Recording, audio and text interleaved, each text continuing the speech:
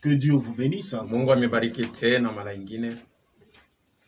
Nous rendons gloire encore une fois à Dieu Tunarudisha utukufu kwa Mungu pour cette occasion qu'il nous accorde. kwa hii bahati anatupatia tena.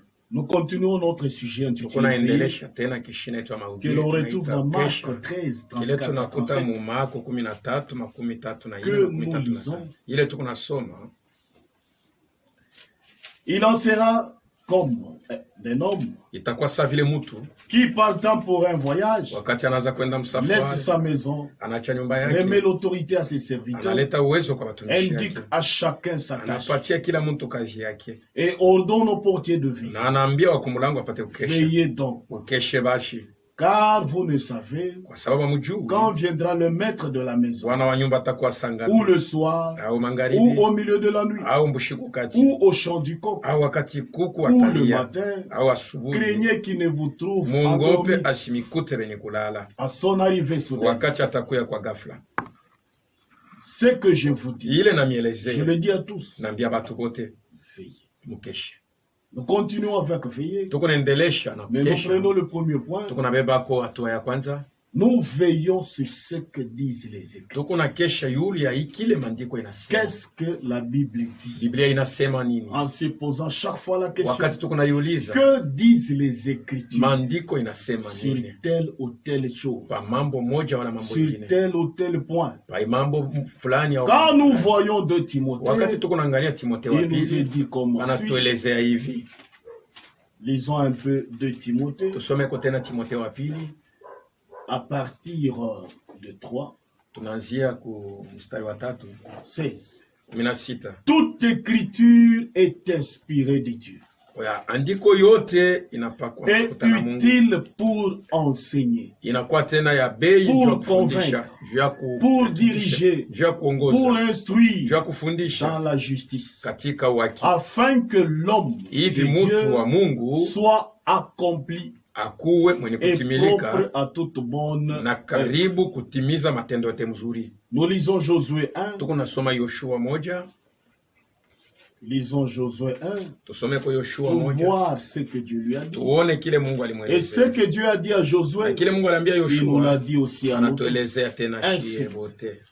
Fortifie-toi seulement Ujitie nguvu et tu aie bon courage na ukuwe na roho en nguvu agissant fidèlement, kwa kutenda katika haki, selon toute la loi que Moïse, kufuatana neno yote mon Musa serviteur, t'a prescrit. mtumishi wangu alikuelezea. N'étant détourne Ushiangalie ni à droite geuka wala kushoto wala ni à kuume gauche, au kuume, afin de réussir hivi upate kuweza dans tout ce que tu entreprendras. yote ile utakayefanya. Que ce livre de la loi Hivi bashi kitabu ya ne sheria s'éloigne point de kishiende ta bouche. mbali na kinywa yako, Médite-le upate jour et kuifikiri nuit usiku na mchana, pour agir fidèlement njoo upate kutenda katika uaminifu selon tout ce qui est écrit. kufuatana na ile yote imeandikwa, Car c'est alors kwa sababu que ni tu mpaka auras du vile succès njoo utaendelea dans tes entreprises. mu makazi C'est yako, alors ni mpaka vile tu que tu réussiras. njoo utaweza. Il est dit à Josué Banaambia Yoshua de méditer ces livres apate kufikiri juu ya jour kitabu et nuit usiku na mchana, pour qu'il sache hivi apate qu'il kujua parvienne à agir afikie mkutenda fidèlement. katika uaminifu. Sur chaque point, il devait se Kwa poser kila la tu question, alipasha kujiuliza que dit la loi? sheria inasema nini. Lisons aussi Psaume 119. Tusome kwa tena Zaburi 19, Psaume 119 à partir Zaburi de 119. On peut commencer à partir de 95. Tunaweza kuanzia yako ku 95. Psaume 119, Zaburi 119 95. 95. Bon, je peux commencer à partir de 98. Tunaweza kuanzia ku Tes commandements me rendent plus sage que mes ennemis, maamri zako yananifanya kuwa na car hekima je sana les kushinda ai maadui zangu, toujours avec moi. kwa sababu niko nayo Je suis pamoja na plus instruit miko mwenye kufundishwa que sana tous mes maîtres, kushindia bashefu yangu bote, car tes préceptes kwa sababu maagizo sont yako l'objet de ma méditation. yiko kishina ya mafikiri yangu. J'ai plus d'intelligence Niko na akili sana que les vieillards, kushinda bazee, car j'observe kwa sababu niko naangalisha tes ordonnances. Amri yako. Je retiens mon pied Niko na chunga mkono loin yangu de tout mauvais chemin, mbali na njia yote, afin de garder hivi nipate kuchunga ta parole. neno lako. Je ne m'écarte pas de tes lois, Nisiende mbali na sheria zako, car c'est toi qui m'enseignes. kwa sababu ni wewe uko unanifundisha. Et tes paroles sont douces Maneno lako iko ya upole à mon palais, mu plus kinywa yangu, que le miel à ma bouche. kushinda sari mu kinywa yangu. Par tes ordonnances, Kupitia maamri je yako deviens intelligent. mimi nakuwa mwenye akili. Aussi je hais Na mie tena toute nachukia voix de mensonge. njia yote ya uongo. Ta parole Neno lako est une lampe à mes pieds ni taa kumikulu et yangu une lumière na mwangaza sur mon sentier. mu njia yangu. Lisons un peu 1 Thessaloniciens. Tusomeko tena Tesalonika wa kwanza. Nous veillons sur Tukuna kesha yule les Écritures, ya maandiko, sur les paroles du livre. yule ya maneno ya Qu'est-ce Biblia. que la Bible dit Biblia inasema nini sur telle kwa ou mambo telle chose? fulani? Lisons 1 Thessaloniciens 5:21. Tesalonika wa kwanza 5:21. Mais examinez toutes choses, Lakini mchunguze kila kitu, retenez ce qui est bon. mupate kushika yenye kwa mzuri, Retenez ce qui est bon. muchunge yenye kwa mzuri. Lisons aussi Proverbe 7. Tusomeko tena Mezali 7. Proverbe 7. Mezali 7. Qu'est-ce que nous trouvons dans Proverbe 7? Tunakuta nini mu Mezali 7? Proverbe 7:1. Mezali 7. Mon fils, Mtoto yangu, retiens mes paroles uchunge neno langu et garde avec toi mes na préceptes. uchunge maagizo langu. Observe mes préceptes Utimize maagizo et yangu tu vivras. na hivyo utaishi. Garde mes enseignements Uchunge mafundisho comme yangu la prunelle de tes yeux. saa vile kamurincho yako.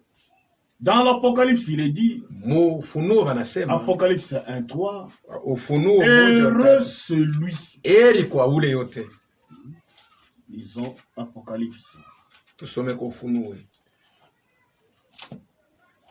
1:3. 1:3. Heureux celui Eri kwa ule qui yote lit eko nasoma et ceux na bale qui entendent beko nashikia les paroles de la prophétie maneno ya unabii et qui gardent les choses qui y sont écrites. na beko na chunga bintu bile banandika mo. Pourquoi? Jua nini? Car le temps est Kwa proche. sababu saa ni karibu.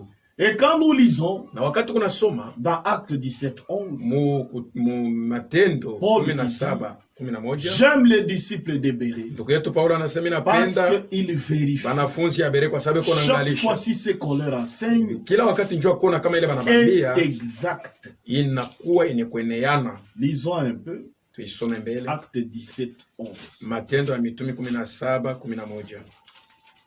Ces Juifs Aba avaient des sentiments balikuwa na plus mania nobles que ceux de Thessalonique. yenye kwa ya mzuri kushinda Ils wa reçurent Thessalonika. la parole Balipokea neno avec beaucoup d'empressement. na haraka yote, Et ils examinaient chaque balikuwa jour nachunguza kila siku les Écritures maandiko pour voir si ndio bapate ce qu'on kuona leur kama dit, ile yote balikuwa si ce qu'on naelezea leur disait ile balikuwa nabaelezea était exact. ilikuwa yenye kueneana mzuri. C'est ce que doit faire Njo kile mtu yote anapaswa tout kufanya, enfant de Dieu. mtoto yote wa Mungu, Vérifier et se poser la question. kuchunguza na Si ce kuuliza que j'entends, kama ile niko c'est ce nashikia que Dieu dit. njo ile Mungu anasema. En se posant chaque fois la Wakati question, kunaliuliza que disent les maandiko Écritures inasema nini sur telle ou telle chose? kwa mambo fulani wala mambo fulani, Et quand les Écritures tranchent, na wakati maandiko on inakata ne peut pas mambo discuter dessus. hawezi On kupinganisha nayo. rejette notre pensée, Tukunaacha mawazo on yetu, rejette notre opinion, tukunaacha kuona on kwetu, prend ce que Dieu... tunabeba kile Mungu anasema.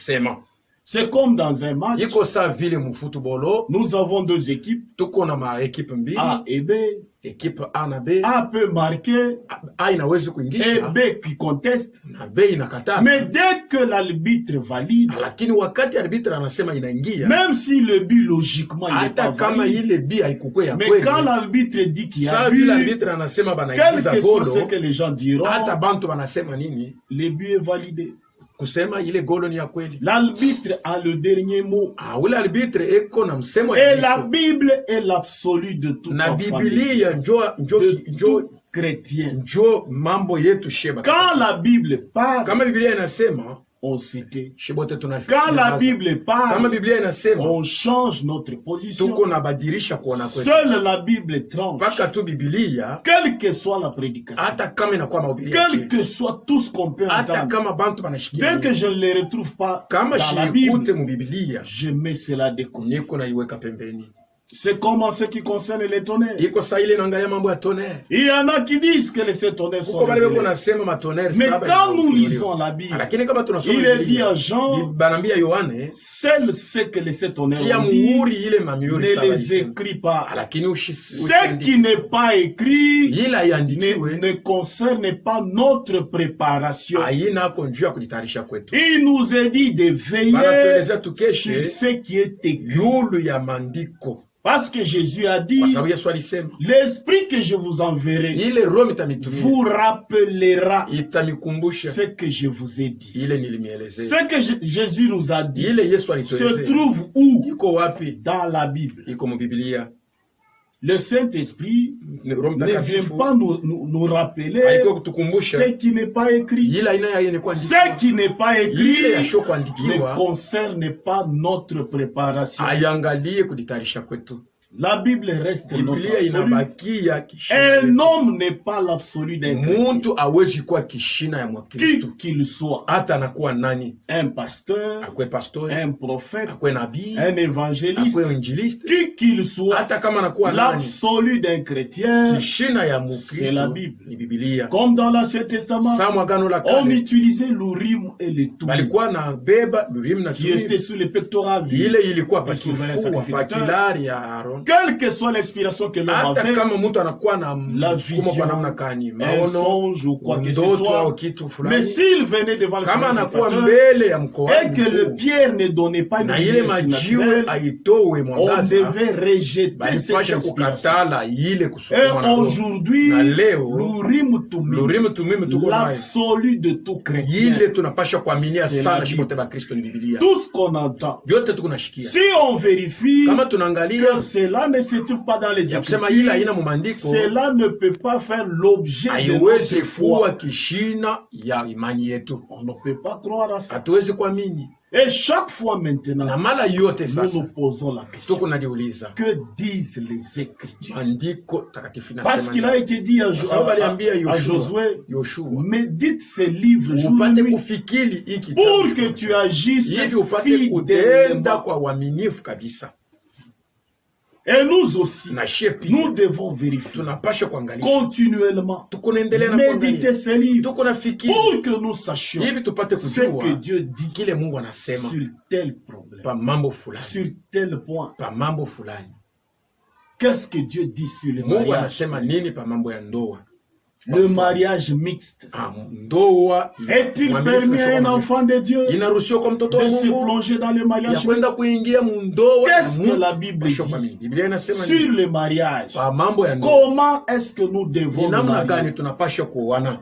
Qu'est-ce que la Bible dit Biblia inasema nini sur le baptême? pa ubatizo? Pas qu'est-ce qu'un homme dit. Haina ile mtu anasema Est-ce qu'on baptise au nom du Père beko nabatiza mjina ya ou Baba on baptise au nom de au Jésus? mjina ya Yesu? Qu'est-ce que la Bible Biblia dit inasema nini sur la seconde venue? mkurudi kwa pili? Qu'est-ce que la Bible Biblia dit inasema nini sur la boisson? pa mambo yenye kuangalia Qu'est-ce que pombe? la Bible Biblia dit inasema nini sur l'habillement? pa namna ya kuvala? Qu'est-ce que la Bible Biblia dit inasema nini sur la chevelure? pa nywele yetu, namna ya Qu'est-ce que kuichunga? la Bible Biblia dit inasema nini sur le respect envers les pa serviteurs de Dieu? heshima mbele ya watumishi ya Mungu? Nous devons nous poser chaque fois. Tunapasha kuuliza kila wakati, Qu'est-ce que la Bible dit Biblia inasema sur nini tel point? pa mambo fulani? Et lorsqu'on nous montre ce que Kama la Bible wanatuonesha dit, kile Biblia on inasema, met de côté tunaweka pembeni toute notre pensée, mawazo yetu yote, toute notre décision, mipango et yetu, on prend ce que la na Bible dit. tunabeba kile Biblia inasema, Parce qu'il nous est dit de kwa sababu veiller. anatuambia tupate kukesha. Celui qui ne veille Ule pas yotakeshi n'aura pas le Saint-Esprit. hasitapokea Roho Mtakatifu, Parce que Dieu veille kwa sur sa sababu Mungu parole. kuna kesho yule neno Pour lake l'accomplir. ndio apate kuitimiza. Donc, il vérifie Eko na qui angalia est celui qui ni nani veille ule kuna sur kesha ce que j'ai dit. yulu ya kile mimi S'il nasema. voit que vous Kama naona kwamba kuna veillez, lui kesha, aussi ye va pia vous sceller de son esprit. atakutia muhuri ya Roho Mtakatifu. Chaque fois on se pose la Wakati question. yote tuko naliuliza, D'où un homme muntu ne peut pas faire l'objet de notre absolu. hawezi kukua Parce kishina qu'il ya est kwa maudit quiconque alaniwe yote qui se confie dans l'homme. eko na tumainia Mungu. Même quand la prédication passe, Hata kama mahubiri yanapita certaines erreurs peuvent s'infiltrer. makosa fulani inaweza Mais kuingia, quand tu vérifies chaque fois lakini la wakati Bible, unaangalia tu vas Biblia détecter ces erreurs. utaona ile Que cette makosa erreur-là, hii je makosa la mets de unaweka côté. pembeni. Moi, je ne retiens Mie niko na bamba que ce tu que la Bible mpaka kile dit. Biblia inasema. Que cette erreur-là, Ile c'est kosa une erreur qui s'est ni kosa infiltrée. na wewe inaingilia Mais hapo, moi, j'enlève lakini mimi l'erreur. niko natosha C'est comme ce kosa. que Paul dit. Sa kile Paul Les anasema. disciples de Bérea Banafunzi ya Bere vérifiaient chaque balikuwa fois nafanya angalisho si kila ce wakati qu'on leur juu ya enseigne kuona kama ile wanafundisha était exact. inakuwa inaambatana Ils na neno la vérifiaient Mungu. avec quoi? Balikuwa wanaangalia na nini? Avec les écrits. Na maandiko takatifu.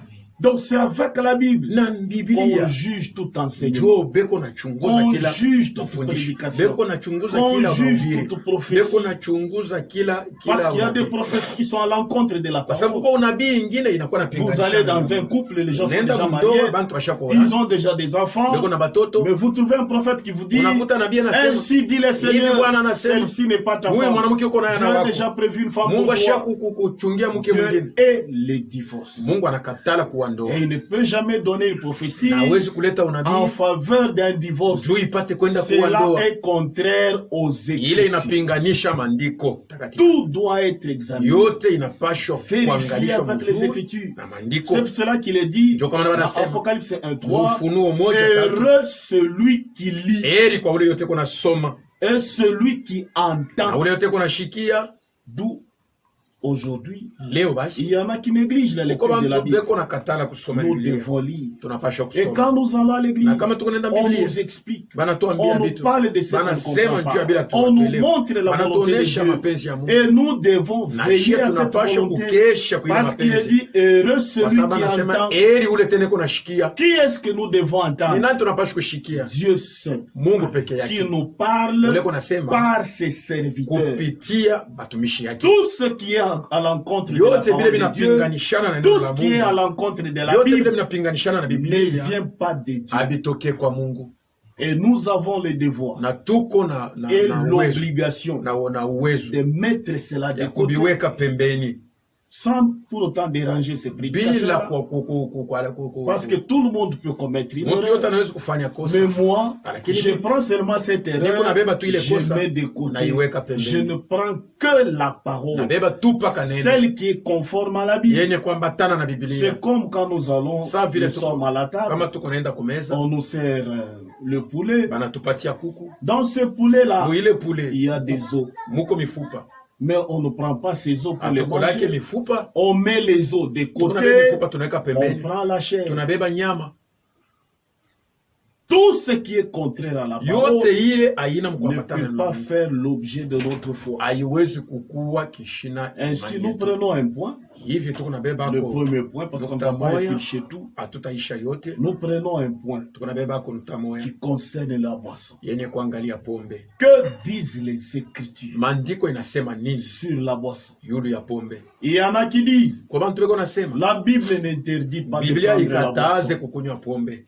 Il y en a qui disent, Kwa bale beko nasema la Bible interdit seulement de s'enivrer. Biblia inakataza tu Il y kulevya. en a qui disent, Kwa bale beko nasema Dieu merci, Mungu aksanti. on a créé le vin pour nous les chrétiens. Bali tufanyishia mvinyo juu yetu bamini. 0%. Yasho kuwa na Non, on a pensé aussi à nous. banatuwazia na shie. Que disent les Écritures? Maandiko takatifu inasema nini? Chaque fois, nous devons nous poser cette écriture. Wakati yote tunapasha kujiuliza. Celui qui veut aller au ciel Ule yote anapenda kwenda kumbingu doit veiller. anapasha kukesha. Qu'est-ce que la Bible dit sur la boisson? Biblia inasema nini yule Celui pombe? qui ne veille pas Ule yote ne akeshi sera pas enlevé. ashitanyanuliwa.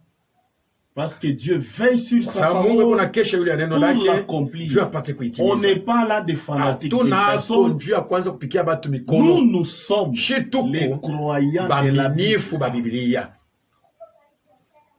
En parlant de la boisson, Wakati unasema juu ya pour pombe, vous aider à bien juu ya comprendre, kumisaidia muishike mzuri, je vais donner 3 groupes. mitaleta À konkundi ya partir bantu de ces tatu. 3 groupes-là, Kuanzia kuile makundi vous allez tatu, bien comprendre mutaelewa mzuri sur ce que la Bible dit kile Biblia en inasema rapport avec la boisson. kuambatana na pombe. Nous prenons le premier groupe, Tunabeba nkundi ya kwanza, c'est le reste du peuple. bantu bengine ba taifa. Là, nous parlons de juifs, tukunasema juu ya Bayuda, les restes du peuple. bantu bengine bataifa.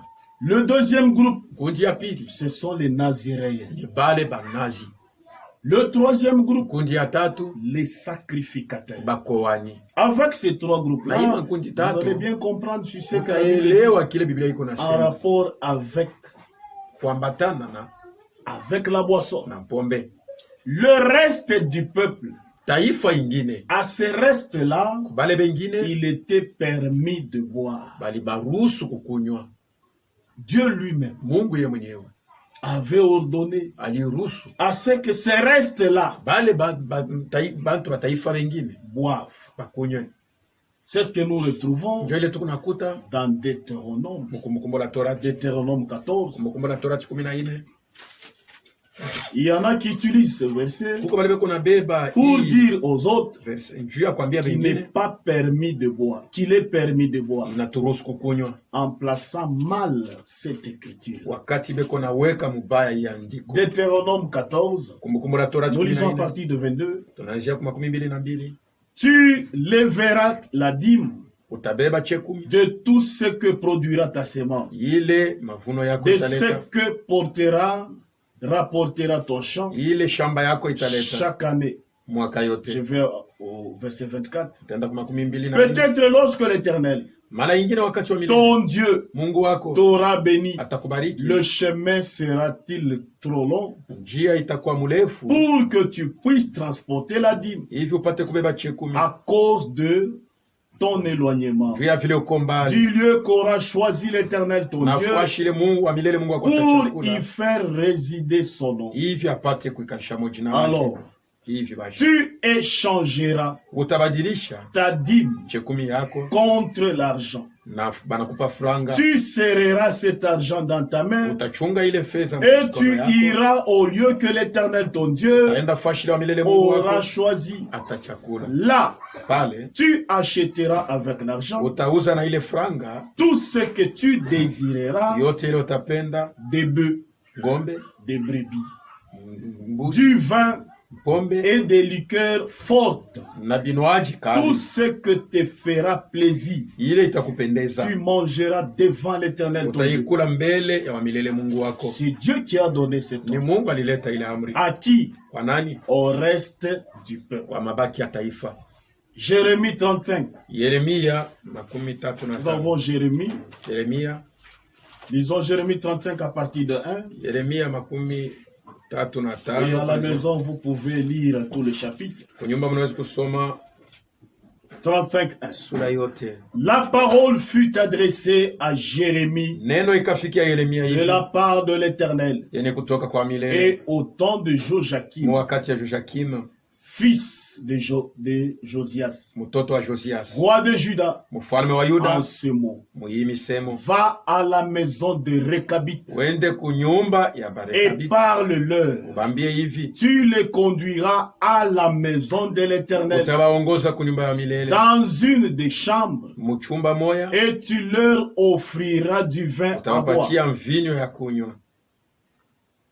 J'ai pris, Nilibeba bon je vais à 5, nenda kutano, j'ai mis devant les fils de la maison de Rekabit niliweka mbele des ya watoto coupes wa nyumba pleines de ya vin vikombe et des calices. vilivyala na mvinyo. Je leur ai dit, buvez du vin. Nilibaambia mukunye Mais vinyo, ils répondirent, wakajibu nous ne buvons pas de vin. atukunye pombe, Car Jonadab, kwa sababu Jonadab fils de Rekab, mtoto notre wa père, Rekabu baba yetu nous a donné cet ordre. alitupatia ya Vous amri, ne boirez jamais de amwezi vin, kukunywa vinyo ni vous, hata ni mweye vos fils. hata batoto Et yetu. pourtant cet ordre-là Japo ya amri venait de l'Éternel. ilitoka kwa milele, Il a donné cet ordre alileta ya amri au reste du peuple, kwa mabaki ya taifa, à qui il est permis de kwa boire. wale baliruhusu bakunywe.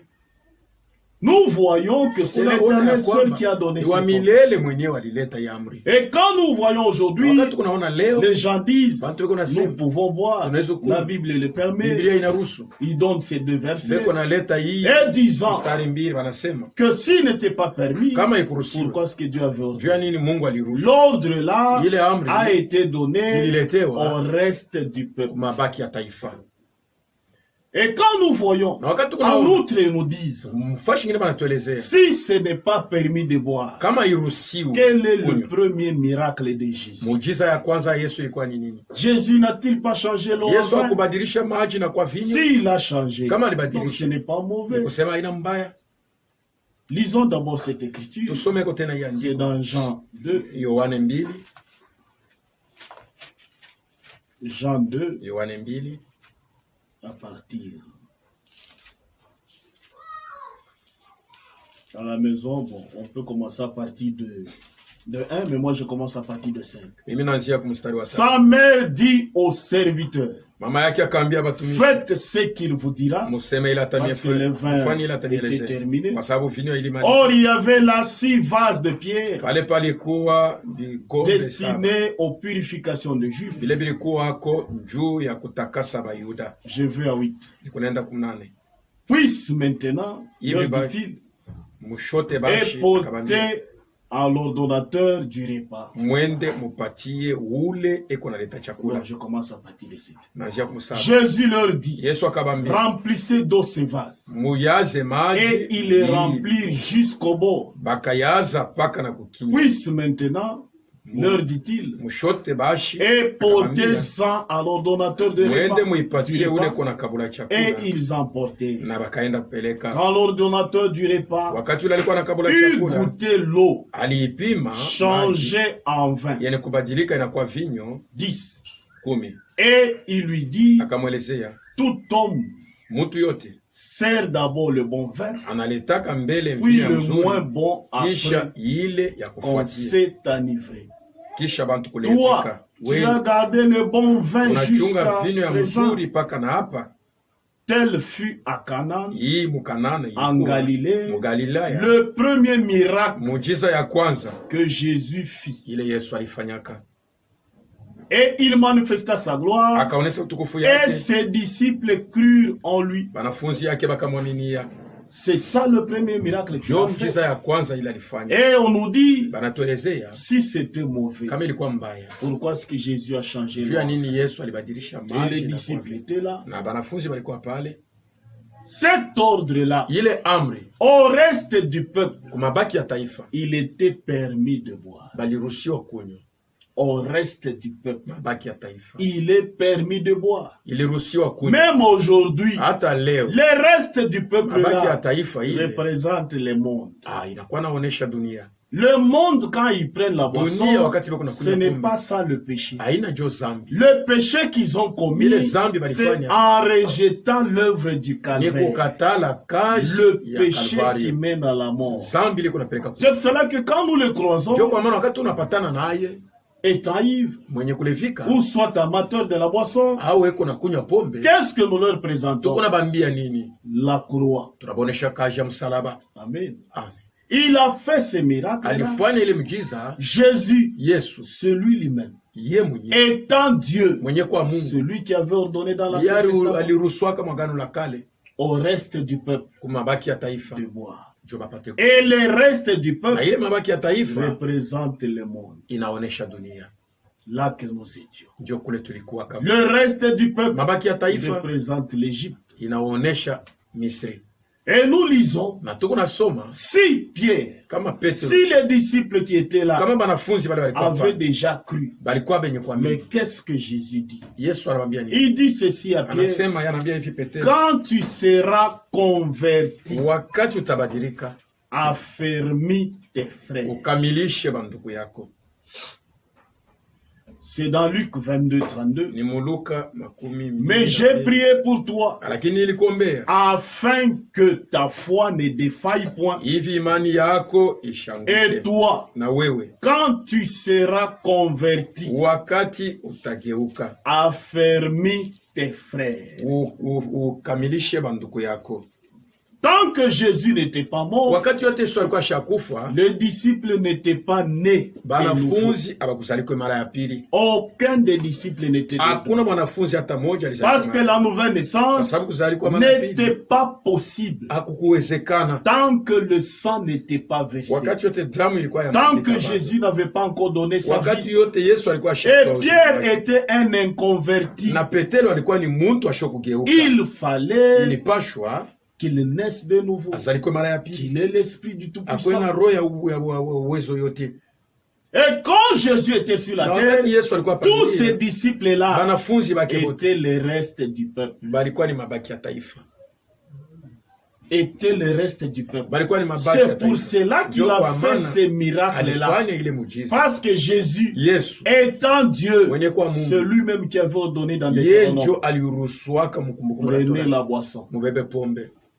Celui qui avait ordonné dans le livre de Jérémie 35, prenez le calice de vin, donnez à ces gens. Pourquoi? Le reste du peuple. Et les disciples, quand ils étaient là, Jésus n'avait pas encore donné sa vie. Si un grain ne meurt, il reste seul.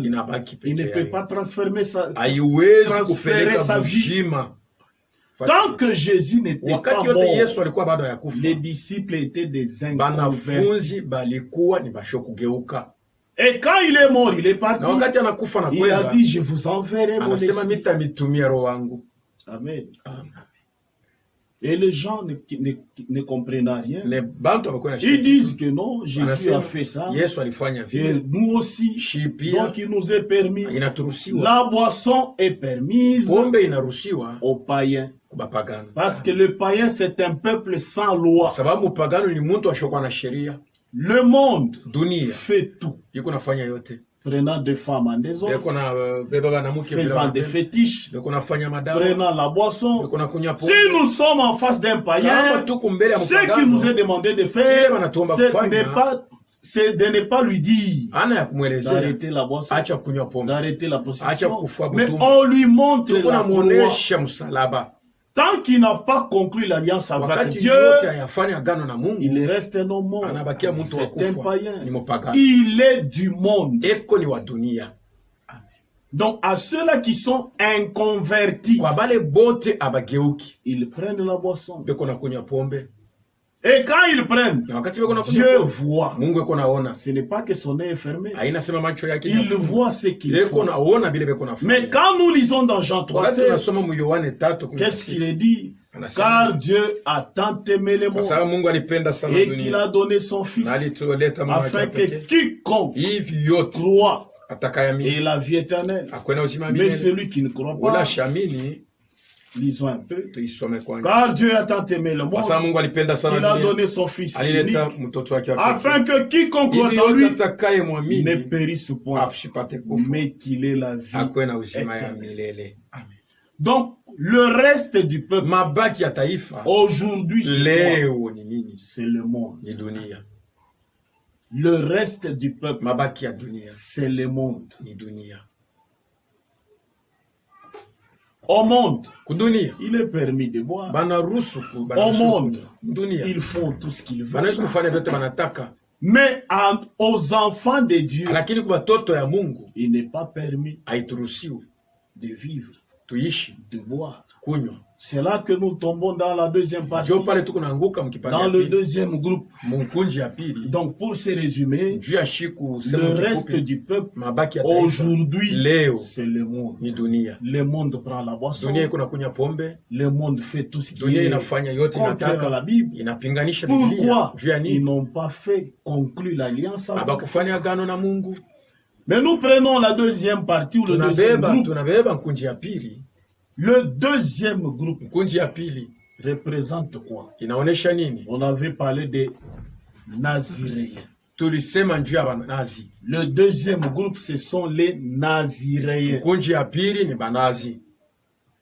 Aux Naziréens, c'est ce que nous trouvons quand nous lisons Nombre. Quand nous lisons Nombre 6. Nous trouvons cela dans Nombre 6. Le Naziréen. Banazi.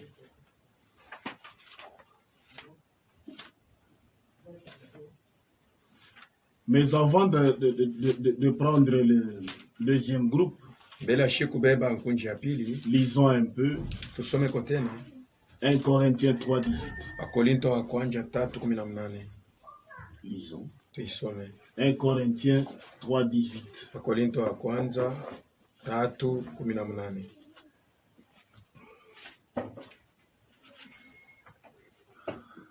1 Corinthiens 3. On peut lire ça. Ne savez-vous pas que vous êtes le temple de Dieu et que l'Esprit de Dieu habite en vous? Amen. Que nul ne s'abuse lui-même. Si quelqu'un parmi vous pense être sage selon les siècles, afin de devenir sage. Amen. Je prends maintenant Nombre 6 pour prendre le deuxième groupe. Qu'est-ce qui nous est parlé du deuxième groupe? Au deuxième groupe, il est dit si quelqu'un fait le vœu de Naziréa, à celui-là, lisons cela, Nombre 6. L'Éternel parla à Moïse et dit, parle aux enfants d'Israël. Et tu leur diras, lorsqu'un homme ou une femme se séparera des autres en faisant ce... Oh là là. Je reprends. Lorsqu'un homme ou une femme se séparera des autres en faisant vœu de Naziréa pour se consacrer à l'Éternel. Ici, nous trouvons clairement ce qui est écrit. Lorsque un homme ou une femme se séparera des autres pour faire le vœu de Naziréa, pour se consacrer, il fait le vœu de Naziréa. Premièrement, il se sépare des autres. Qui sont les autres? Les restes du peuple. Le peuple qui n'a pas de loi. Le monde. Quand il se sépare des restes du peuple pour se consacrer à l'Éternel. Maintenant, à cet homme-là, voici la loi qui lui est donnée. Il s'abstiendra de vin et de boissons enivrantes. Il ne boira ni vinaigre fait avec du vin, ni vinaigre fait avec une boisson enivrante. Il ne boira d'aucune liqueur forte. Plutôt, liqueur tirée des raisins. Et il ne mangera point des raisins frais, ni des raisins secs, pendant tout le temps de son Naziréa. Il ne mangera rien de ce qui provient de la vigne, depuis le pépin jusqu'à la peau du raisin. Je reviens là-bas. Celui qui prend l'engagement, celui qui décide de se séparer des autres, que ce soit une femme, que ce soit un homme, à celui-là, il est donné un ordre de ne pas prendre le vin, de ne pas prendre des liqueurs fortes, de ne pas manger le vin. Là, il y a un ordre qui est donné. Pourquoi cet homme est consacré à l'Éternel? Cette femme est consacrée à l'Éternel. Amen. Et nous, nashi qu'est-ce qu'il y a eu quand nous lisons Apocalypse 18:4? Qu'est-ce qui est dit? Lisons un peu. Apocalypse 18:4. Et j'entendis du ciel une autre voix qui disait, sortez du milieu d'elle, mon peuple, afin que vous ne participiez point à ces péchés et que vous n'ayez point de part à ces fléaux. Il nous a été demandé de sortir du milieu d'eux. Et quand nous lisons 2 Corinthiens 6, 17, voilà ce qui suit.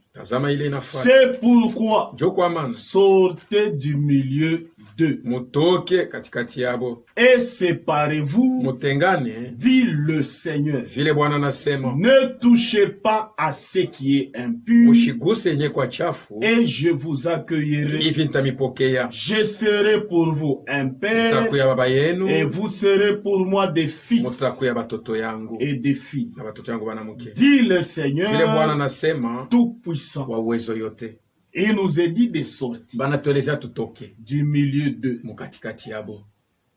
Quand on quitte, c'est là qu'on fait un vœu. Quand on quitte, on se sépare du monde. Quand on se sépare du monde, on prend la décision, on prend l'engagement de travailler pour Dieu, de se consacrer à Dieu. Et dès lors qu'on se sépare, dès lors qu'on prend cette décision, on devient naziréen. C'est pour cela que quand Samson devenait, il avait été dit à sa maman de ne pas prendre le vin. Parce que l'enfant qui naissait, c'était un enfant consacré.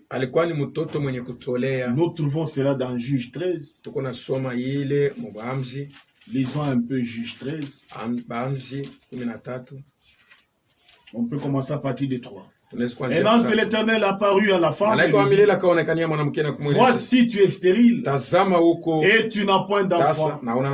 Tu deviendras enceinte et tu enfanteras un fils. Maintenant, prends bien garde. Ne bois ni vin, ni liqueur forte, et ne mange rien d'impur, car tu vas devenir enceinte et tu enfanteras un fils. Le rasoir ne passera point sur sa tête, parce que cet enfant sera consacré à l'Éternel. Cet enfant est consacré à l'Éternel. À nous, quand nous avons fait ce vœu-là, quand nous avons pris la décision de quitter le monde, de tout abandonner et de nous consacrer à l'Éternel, là nous sommes devenus des Naziréens. Maintenant, aux Naziréens, il y a la loi qui leur est donnée. Vous ne boirez pas. Amen. Et nous avons fait un engagement devant Dieu, devant les hommes, devant les anges. Quand nous avons fait ce vœu-là, que nous ne pouvons jamais violer. Nous lisons d'abord dans 1 Pierre. Tout celui qui est né de nouveau, il est un Naziréen. Il a fait les vœux. Il a abandonné le monde et toutes ses convoitises pour se consacrer à l'Éternel. Il a pris la décision lui-même sans être forcé. 1 Pierre 3, nous lisons 21. Cette eau était une figure du baptême, ilikuwa ni kuonesha kwa batizo, qui n'était pas la purification des souillures du corps, ile ubatizo haina kusafisha mais uchafu ya mwili, l'engagement d'une bonne conscience lakini kujitoa na dhamiri safi envers Dieu. mbele ya Mungu, L'engagement d'une bonne conscience. kujitoa na dhamiri safi. Quand nous avons pris la décision Wakati tulibeba ile de mpango quitter le monde ya kutoka mdunia et de nous consacrer à na l'éternel, kujitolea kwa nous milele, sommes devenus des Naziréens, tunakuya banazi, des femmes et des hommes, banaume na des banamuke, Naziréens. banazi. Étant Naziréens, Yenye kwa il y banazi a la loi qui nous aide. kuko sheria ile banatupatia, Ne buvez pas. mushikunywe. Nous prenons Ecclésiaste Tunabeba pour voir maintenant Oui. le vœu qu'on a fait. tuone sasa kiapo kile tulifanya. Lisons Ecclésiaste 5. Tunabeba Mhubiri 5, Ecclésiaste 5 Mhubiri 5 à partir de 3. kuanzia kutatu. Lorsque tu as fait un vœu à Dieu, Wakati unafanya kiapo mbele ne ya Mungu, tarde pas à l'accomplir, ushikawie kuitimiza, car il n'aime pas les insensés. kwa sababu Mungu apendake na kumbafu. Accomplis le vœu que tu as fait. Timiza kiapo kile Mieux ulifanya. vaut pour toi Ni mzuri ne kwako point faire des vœux usifanye kiapo que d'en faire na kuifanya un et moja de ne pas na l'accomplir. kisha kukosa kuitimiza. Ne permets pas à ta bouche Ushiruhusu de kinywa faire yako pécher ta chair. kutendesha mwili wako zambi. Amen. Amen. Lisons Nombre 30. Tusome kwa Hesabu 13. Donc, quand vous avez fait un vœu, Wakati unafanya ne kiapo tardez pas ushikawie de l'accomplir. kuitimiza. 30. 13. Nombre 32. Hesabu 13:2. Moïse parla au chef des tribus, Musa akasema na des enfants d'Israël en disant, et dit, vizazi watoto wa Israeli, voici ce que l'Éternel ordonne. tazama kila wa milele anasema, Lorsqu'un homme fera un vœu wakati mtu atafanya à kiapo l'Éternel kwa wa milele ou un serment au analapa pour se lier par un kwa engagement, kujifunga na Mungu il kupitia ne kiapo, violera point sa parole. hawezi Il kukosea neno lake, agira selon tout ce qui est sorti de sa bouche. atatenda kufuatana yote inatoka mkinywa yake. Proverbe 20-25. Mezali 22:25. Celui qui fait les vœux, Ule anafanya c'est kiapo toi-même qui as fait ça. ni wewe mwenyewe unafanya vile. 20-25. 25. C'est un piège pour l'homme Inakuwa ni mteko kwa que de mtu prendre à la légère un engagement sacré ya kubeba na michezo et de ne réfléchir Mtona. qu'après avoir fait un vœu. na kufikiri kisha ye kufanya kiapo. C'est un piège pour l'homme Inakuwa ni de mteko kwa mtu prendre à la légère un engagement sacré. ya kubeba na michezo, kujitoa na utakatifu. Amen. Amen. Lisons un peu Deutéronome. Tusome kwa Kumbukumbu la Torati 23. Deutéronome 23. Kumbukumbu la Torati 23:1. 23-21. 23:21. Si tu fais un vœu à l'Éternel ton Dieu, Kama unafanya kiapo mbele ya Mungu wako, tu ne tarderas point hawezi kukawia kamwe à l'accomplir. kuitimiza, Car l'Éternel ton Dieu kwa sababu Mungu wako t'en demandera compte atakulizakayo, et tu te chargeras d'un péché. na hivi bashi utalibebea zambi. Si tu t'abstiens de faire un vœu, Kama unakatala kufanya kiapo, tu ne commets point de péché, aufanye zambi, mais tu observeras lakini utatimiza, et tu accompliras utatimiza ce qui est sorti de tes lèvres. ile inatoka milomo yako. Par conséquent, Hii mambo le vœu que tu feras kiapo volontairement à kile l'Éternel utafanya kwa makusudi ton mbele ya Dieu, Mungu wako, et que ta bouche aura prononcé. ile kinywa yako itasema. Amen. Amen. Si on fait un vœu, Kama unafanya kiapo, on doit agir selon ce qu'on a unapaswa pris kutenda comme décision. kufuatana na kile ulibeba sawa mpango. On était dans le monde, Ulikuwa mdunia, on était libre, ulikuwa huru, on était un peuple sans loi, ulikuwa il taifa nous bila était sheria, permis de boire, ilituruhusiwa il nous kukunywa, était permis de tout faire. ilituruhusiwa kufanya vyote tunataka. Mais dès lors qu'on a pris l'engagement, Kuanzia tu wakati ule qu'on a unabeba pris kiapo, la décision unabeba mpango de tout quitter, ya kuacha vyote, en prenant les vœux, kufanya kiapo, en prenant l'engagement, kubeba kiapo, cette loi-là ile sheria de nombre 6 ya Hesabu 6 nous concerne. inatuangalia pia. Que nous allons lire encore. Ile tasoma tena. Tout celui qui a pris le vœu, Ule yote alifanya, qui a fait le vœu, alifanya kiapo, qui a pris l'engagement alibeba de kiapo, se consacrer à l'Éternel, mpango ya kujitoa cette kwa Mungu, loi les concerne ile sheria et il ne peut pas la violer. hawezi kuyalabisha. L'Éternel parla à Moïse et dit, Wa milele akasema na Musa, parle aux enfants d'Israël ambia watoto wa et tu Israeli, leur diras, utawaambia hivi, lorsqu'un homme ou une femme wakati mwanaume na se mwanamke séparera des autres atatengana na en wengine faisant vœu de kwa Nazaréen kufanya kiapo cha unazi, pour se consacrer à jua l'Éternel, apate kujitolea kwa il milele, s'abstiendra de vin anapasha kujizuiza et de kunywa mvinyo boissons na enivrantes. mapombe yote ya Donc kulevisha. il y a le vin Kuko et toute mvinyo boisson na enivrante. pombe yote kunalevisha. Il ne boira ni vinaigre Hawezi kukunywa vinaigre fait avec du vin, yenye kufanya na vinyo, ni vinaigre au vinaigre fait avec une boisson yenye enivrante. kufanya na pombe ya Il kulevisha. ne boira Hawezi kukunywa d'aucune liqueur tirée kinywaji des yote raisins. yenye kutokea kwa Et raisin. il ne mangera Na point hawezi de raisins kukunywa kula raisin frais ni de raisins secs ya mubichi wala ya kukauka, pendant tout le temps de son arizirea. wakati yake yote ya unazi. Il ne mangera rien Hawezi kukula de ce kitu qui provient de la vigne, kenye kutokea kuvina, depuis le pépin kwanzia jusqu'à kubeko la peau du mpaka raisin, kumakanda ya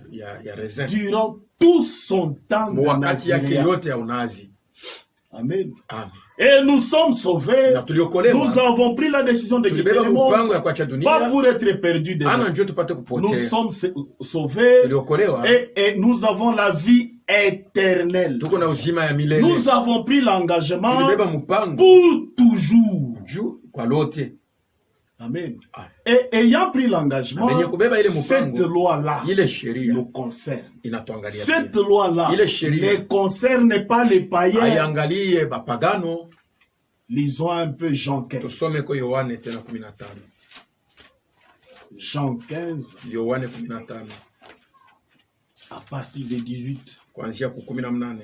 Si le monde vous hait, Kama dunia inanichukia, sachez qu'il m'a haï avant vous. mujue ya kwamba ilinichukia mbele yenu. Si vous étiez du monde, Kama mulikuwa bamudunia, si vous étiez du reste du monde, kama mulikuwa mabaki ya mwile dunia, le monde dunia aimerait ilipasha kulipenda ce qui est à lui, kenye kwake yake, mais parce que vous n'êtes pas du monde kwa sababu hamuna bamudunia, et que je vous ai choisi na du hivi milieu du nilimichagula monde. kutoka mkatikati yao. À cause de cela, Juu ya hili le monde vous hait. dunia inamichukia. Amen. Amen. Puisque vous n'êtes pas du monde. Kwa sababu hamuna Moi, bamudunia, je vous ai choisi mimi du nilimichagula monde. mudunia. Donc, nous ne sommes pas du reste du peuple. Hatuna mabaki ya ile taifa. Jean 17. Yohane 17. Lisons un peu Jean 17, 14. Yohane 17, 18. Je leur ai donné ta parole. Na bapatia neno lako, Et le monde les a haïs. na dunia inabachukia, Parce qu'ils ne sont pas du monde. kwa sababu hapana bamudunia. Comme moi, je ne suis pas du monde. Sawa vile mimi shina mudunia. Je ne te prie pas de les ôter du monde, Shikuombe ubatoshe mais de mudunia, les préserver du monde. lakini upate kubachunga Ils ne dunia. sont pas du monde, Hapana bamudunia, comme moi, je ne suis pas du sawa monde. vile mimi shina wa mudunia. Sanctifie-les par ta vérité, Ubatakase kwa ukweli yako, par la vérité. kwa ukweli, Ta parole est la vérité. neno lako ni ukweli. Amen. Amen. Eux ne sont pas du monde. Bo abana bamudunia. Donc, nous ne sommes pas du monde. Hatuna bamudunia. Amen. Amen. Je peux aller jusqu'à 16, à Naweza 19. kwenda ku 19, Bon, lisons d'abord 18. 18. Comme tu m'as envoyé dans le monde, Sawa vile nituma mudunia, je les ai aussi envoyés dans le na monde. batuma pia mudunia. Et je me sanctifie moi-même Niko pour eux, najitakasa mimi mwenyewe afin juu que yabo, eux aussi soient na bo sanctifiés pia par wapate kutakasiwa ta vérité. na ukweli. Amen. Amen. Afin qu'ils soient sanctifiés par ta vérité. Hivi batakasiwe na ukweli yako. Qu'ils soient sanctifiés par ta vérité. Batakasiwe kwa ukweli. Le monde Dunia de là que nous sommes partis mule tunatokea On était du monde, on a pris la décision de quitter le monde pour se consacrer à l'Éternel. On a pris la décision de quitter le reste du peuple pour se consacrer à l'Éternel. Et dès lors qu'on a pris cet engagement pour se consacrer à l'Éternel, on devient des Naziréens. Et à un Naziréen, il n'est pas permis de boire. Tout celui qui est né de nouveau, c'est un Naziréen. Et lorsqu'il prend la boisson enivrante, il a péché, il a violé le vœu. C'est-à-dire qu'il ne veille pas sur les Écritures. Et celui qui ne veille pas ne sera pas enlevé. Il n'aura pas le Saint-Esprit. Nous voyons le troisième groupe. C'est le groupe des sacrificateurs. Au sacrificateur aussi, il a été demandé de ne pas boire. Amen. Quand ils font le service, nous trouvons cela dans Lévitique. Lévitique 10. 10 à partir de 8. Nous allons trouver aussi cela dans Ézéchiel 44, je crois. Lisons d'abord 18. L'Éternel parla à Aaron et dit, tu ne boiras ni vin, ni boisson enivrante, toi et tes fils avec toi, lorsque vous entrerez dans la tente d'assignation, de peur que vous ne mouriez. Ce sera une loi perpétuelle parmi vos descendants. Une loi perpétuelle parmi vos descendants. Et quand nous voyons Ézéchiel, Ézéchiel 44, qu'est-ce qui est dit? Ézéchiel 44, 21. Aucun sacrificateur ne boira du vin lorsqu'il entrera dans le parvis intérieur. Quand le sacrificateur est en service, il ne peut pas boire, prendre une boisson enivrante, ni le vin, ni le vinaigre, ni autre boisson enivrante. Il ne peut pas. C'est pour cela que nous voyons Jésus à la croix. Il était souverain sacrificateur. Il était l'agneau. Étant souverain sacrificateur, il était en service. Et quand on lui a apporté la boisson, il n'a pas pris. Pourquoi? Il était en service. Nous trouvons cela dans Matthieu. Matthieu 27. Lisons un peu Matthieu 27. 34.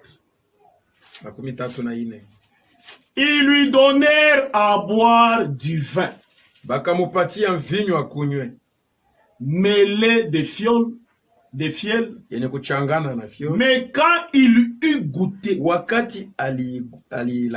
il ne voulut pas boire. Pourquoi? Étant souverain sacrificateur, il était en service. Il connaît la loi. Parce que c'est lui-même qui a donné cette loi. Amen. Au sacrificateur, il ne leur est pas permis de boire pendant tout le temps de leur service. Quand ils font les services, et maintenant nous, en quoi est-ce que cela nous concerne? Lisons d'abord. Quand Jésus était mort, parce que dans l'ancien temps, la sacrificature ne concernait que la famille de Lévi. Mais depuis que Jésus est mort, le sacerdoce a changé. Et quand le sacerdoce a changé, il a fait de tous ceux-là qui sont nés de nouveau des sacrificateurs. Amen. Nous trouvons encore une deuxième barrière. Lisons d'abord Apocalypse. Apocalypse 6. Apocalypse 1:6. Et qui a fait de nous, commençons à partir de 5. Et de la part de Jésus-Christ, le témoin fidèle, le premier-né des morts, et le prince des rois de la terre. À celui qui nous aime, qui nous a délivrés de nos péchés par son sang, et qui a fait de nous un royaume, des sacrificateurs pour Dieu son Père. À lui soit la gloire et la puissance au siècle des siècles. Il a fait de nous des sacrificateurs. Apocalypse 5:9. Et il chantait un cantique nouveau. Tu es digne de prendre le livre et d'en ouvrir le sceau, car tu as été immolé et tu as racheté pour Dieu par ton sang des hommes de toutes tribus, de toutes langues, de tout peuple, de toutes nations. Tu as fait d'eux un royaume et des sacrificateurs pour Dieu. Amen. Ceux-là qu'il a rachetés, il a fait d'eux des sacrificateurs. Étant sacrificateurs, il ne nous est pas permis de boire. Amen. Lisons un peu 1 Pierre 2. 1 Pierre 2. 5.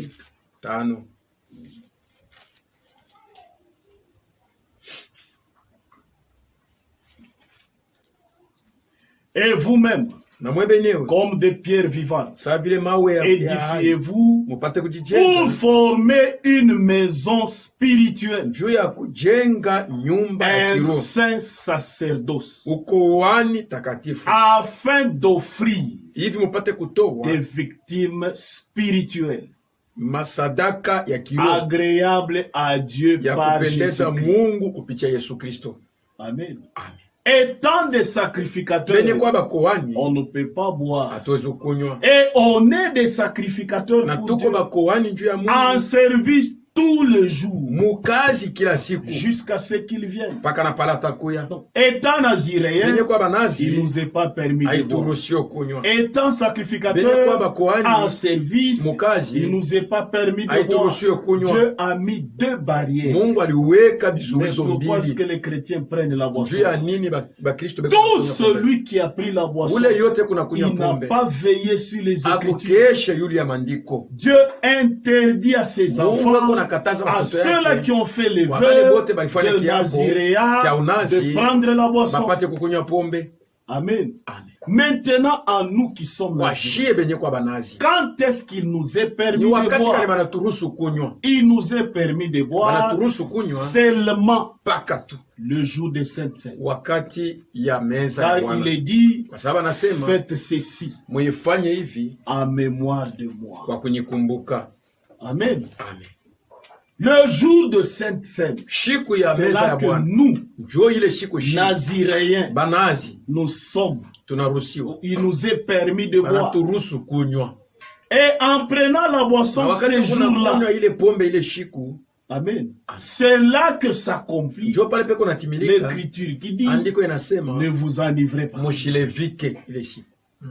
Amen. Cette écriture ne concerne pas les païens. Ils peuvent prendre la boisson, ils peuvent s'enivrer.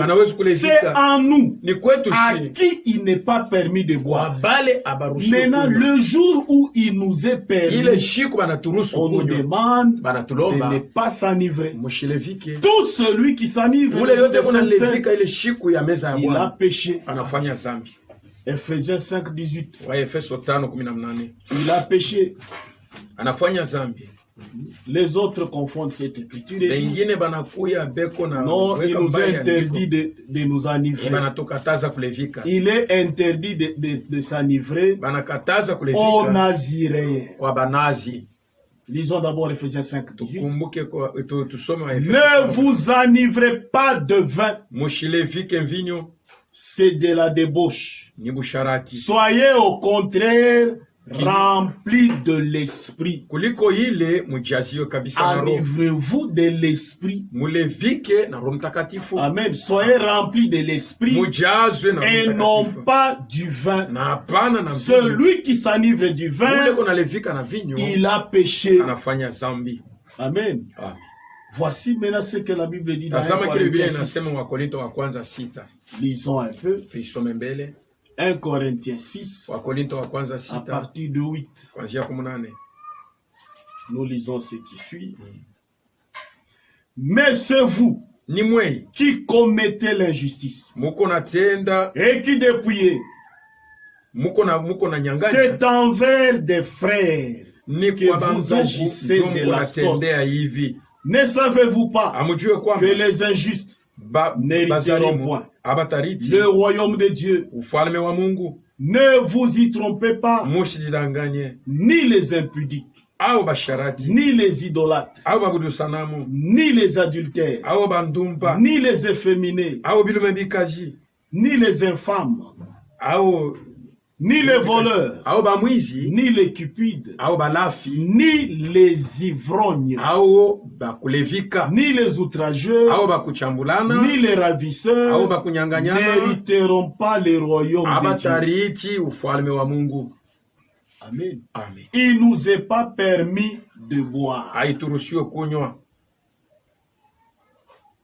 Il ne nous est pas permis de nous enivrer le jour de Sainte Seine. Celui qui s'enivre ce jour-là, il a péché. Il y en a qui disent voici notre fête. C'est là que nous allons nous enivrer. Il y en a qui arrivent à se... Il n'est pas permis aux enfants de Dieu de boire. Aux filles de Dieu, aux fils de Dieu, à tout celui qui a fait le vœu de Nazaréa, de prendre la boisson.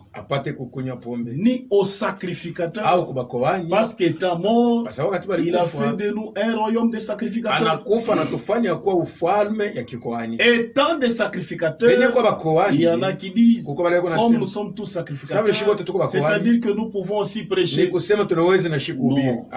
Dieu est un Dieu d'ordre. Il a mis de l'ordre partout. Mais il nous est permis. Amen. Il nous est demandé tous de prêcher par notre vie. Parce qu'il est dit que nous sommes la lumière. Nous sommes les seuls. Parce que la Bible dit que votre lumière, lui, vous êtes le sel de ce monde. Tout le monde prêche par sa vie. Mais par la parole, par la Bible, il est donné seulement à certains hommes. Pas à tous les hommes, mais à certains hommes.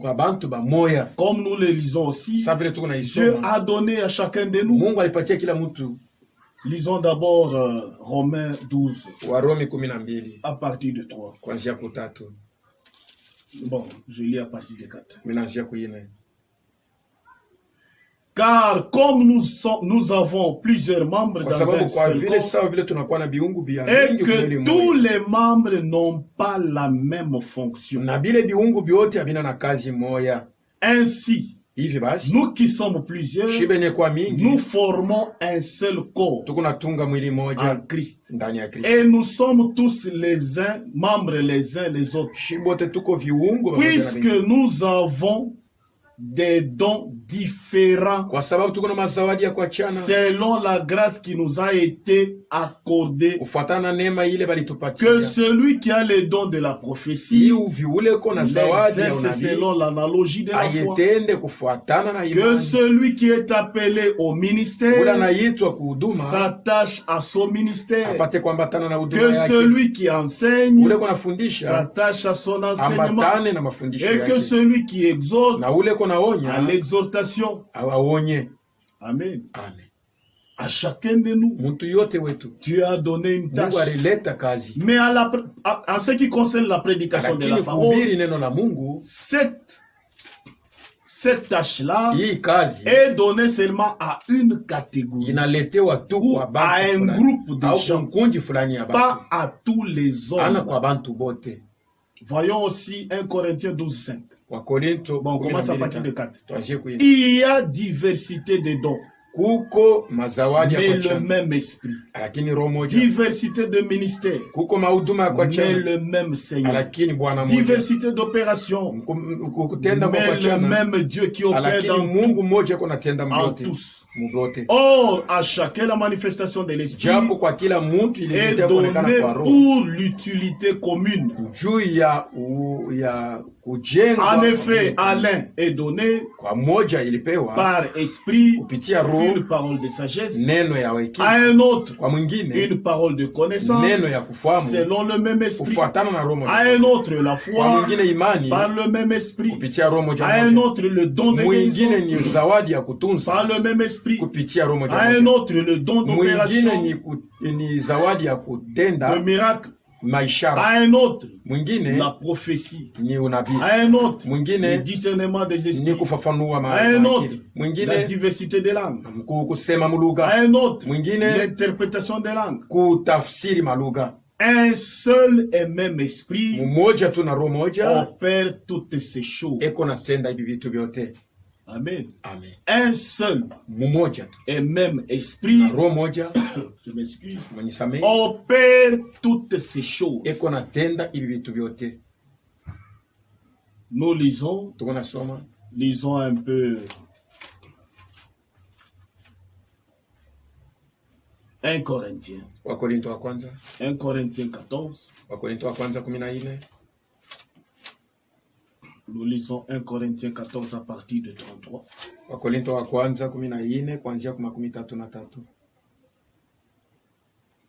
Car Dieu n'est pas un Dieu de désordre, mais de paix. Comme dans toutes les assemblées des saints, que les femmes se taisent dans les assemblées, car il ne leur est pas permis d'y parler, mais qu'elles soient soumises selon que le dit aussi la loi. Si elles veulent s'instruire sur quelque chose, qu'elles interrogent leur mari à la maison, car il est malséant à une femme de parler dans l'église. Est-ce de chez vous que la parole de Dieu est sortie? Ou est-ce vous seul, à vous seul qu'elle est parvenue? Si quelqu'un croit être prophète ou inspiré, qu'il reconnaisse que ce que je vous écris est un commandement du Seigneur. Amen. À la femme, il est interdit de prêcher, de prendre la Bible et de parler à une assemblée. Amen. Elle peut avoir la prophétie, elle peut avoir les dons des langues, mais en ce qui concerne la prédication de la parole, il lui est interdit de prêcher, parce qu'il est dit qu'il est malséant quand il Mais nous retournons maintenant à la boisson. Il y en a qui disent, mais la Bible dit, Paul avait dit à Timothée de prendre la boisson, mais s'il est interdit, pourquoi est-ce que il lui avait été dit? Et il y en a qui disent, nous sommes en train de boire de Timothée. Amen. Est-ce que vous vérifiez les Écritures? Il est demandé à un chrétien de veiller sur ce qui est écrit.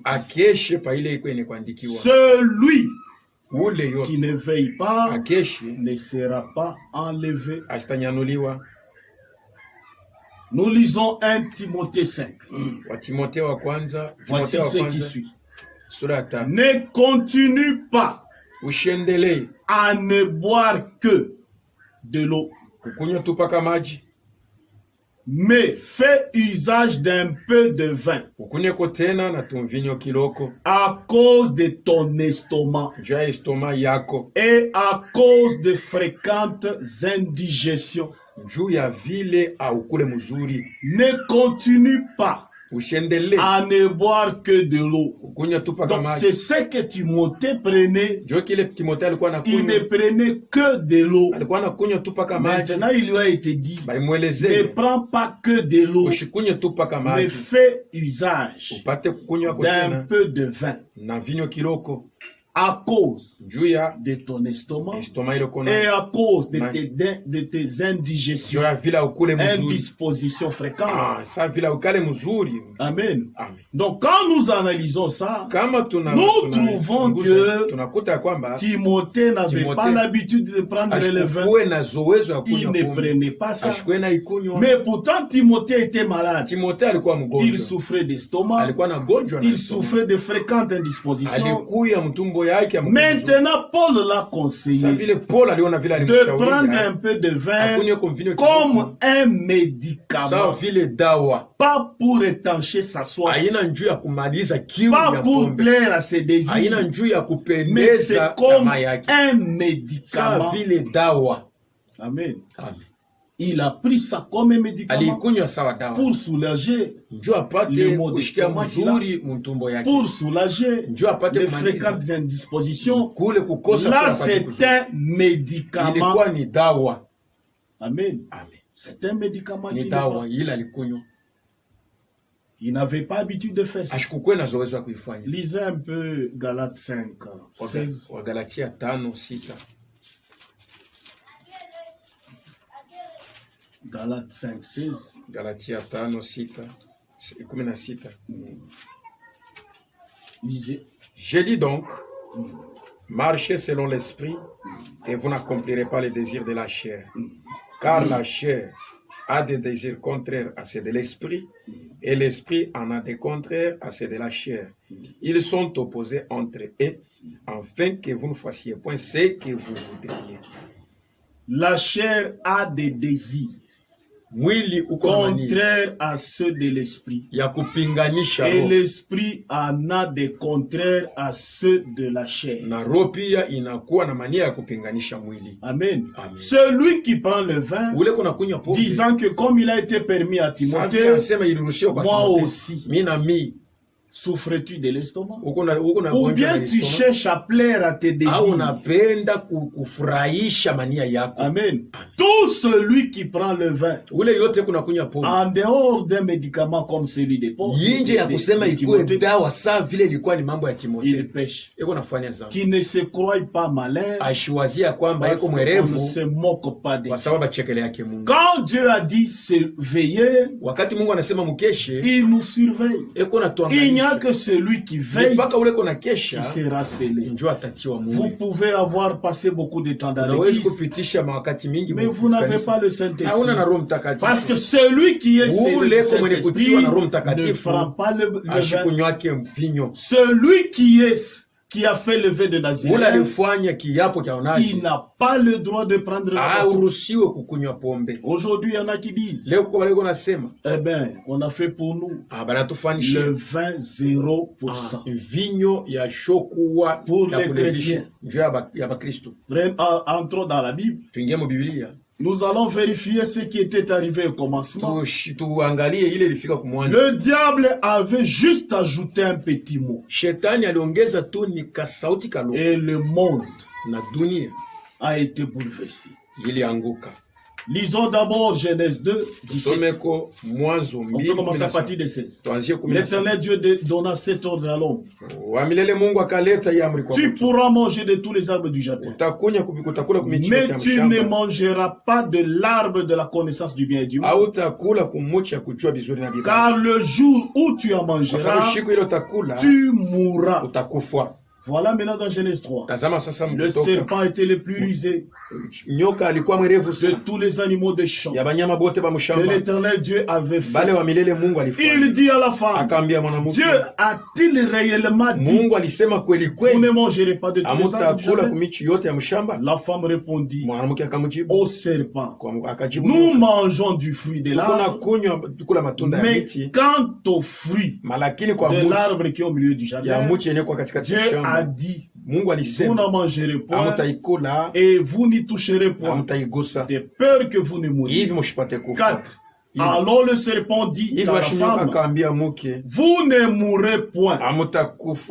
Voici ce que le diable a joué. Un petit mot seulement. Dieu a dit, vous mourrez. Mais le diable dit, vous ne mourrez pas. Il a juste apporté une petite modification, laquelle, si vous ne faites pas attention, vous allez vous perdre. Amen. Et c'est cette petite modification-là que nous trouvons aussi par rapport au vin. Non. Il y en a qui disent c'est 0% d'alcool. 0% d'alcool. On accepte ces 0%. Mais où est-ce que dans la Bible, Dieu nous a dit de ne pas prendre 100% d'alcool? 99%, 80%, 10%, 20, 3, 1. Où est-ce que Dieu a parlé du mot pourcentage? Dans le vin. Ou dans une boisson enivrante quelconque. C'est où qu'on a ajouté le mot pourcentage. Mais le diable est malin qu'il est. Il vient avec le mot pourcentage. Nous prenons 0%. Mais Dieu n'a pas parlé du pourcentage.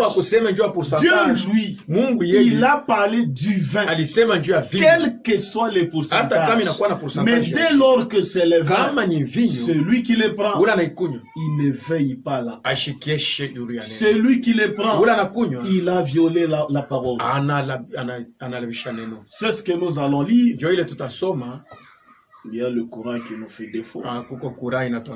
Quand nous revenons dans Nombre 6, qu'est-ce qui est dit? L'Éternel dit, celui qui aura fait le vœu de Naziréa, il ne prendra ni vin, ni liqueur forte. Nous allons éclairer d'abord. Ok, nous lisons. L'Éternel parla à Moïse et dit, parle aux enfants d'Israël et tu leur diras, lorsqu'un homme ou une femme se séparera des autres et fera le vœu de Naziréa,